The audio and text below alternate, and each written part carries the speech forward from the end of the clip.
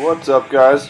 It's Josh here at Movement One, and I just filmed one of my first workouts. This is a leg workout, and the exercise you're seeing here now is what's called a dumbbell hamstring curl.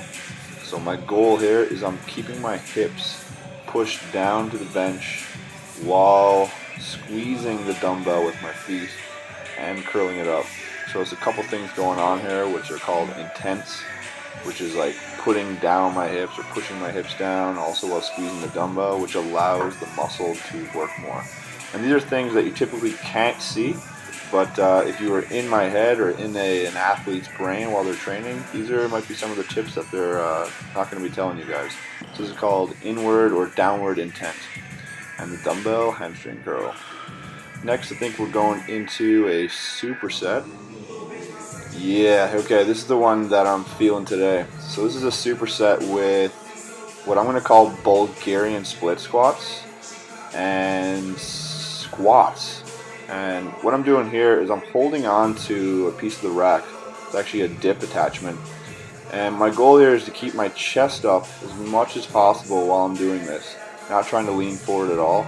That way most of the activation's coming into the glute, which is probably why my glutes are so sore today. But with this combination, what I did so I didn't fatigue one leg out more than the other is I did 4 on one side, then went 4 on the other, came back, did 4 on the other side, and then finished. So it's really 8 per side, but the way that I split it up was not one leg getting obliterated before the other. So when I go over into my squats, which you'll see in a minute, I don't feel like I'm working one side too much. Because I think everyone has a dominant side or a side you're stronger on, which for me is definitely my left leg, funny enough, even though I'm right-footed. But this combination here, this is going to do the damage. So after doing that, give yourself about 10 seconds max. Make sure your squat bar is ready to go. It doesn't need to be too heavy because you're already pre-exhausted at this point. But nail those squats, and this is going to be for 8 repetitions. The goal is take your time on the way down, and when you get up, squeeze. Always about the squeeze here. 8 repetitions, and then donezo. I think the next one that we're going to move on to here is going to be high repetition deadlifts.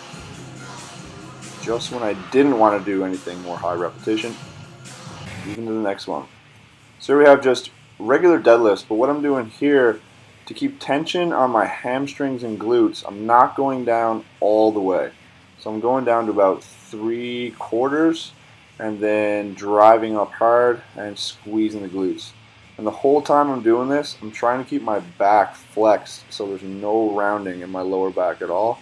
The second you feel rounding in your lower back, that's time to call it quits. It doesn't matter what the program says. For this day, I was doing 15 reps, and I wanted to make sure I was at a weight that felt good. Continue those reps and continue to squeeze. This got my heart rate completely jacked up, and I was sweating unbelievably. And that was what we finished the workout with.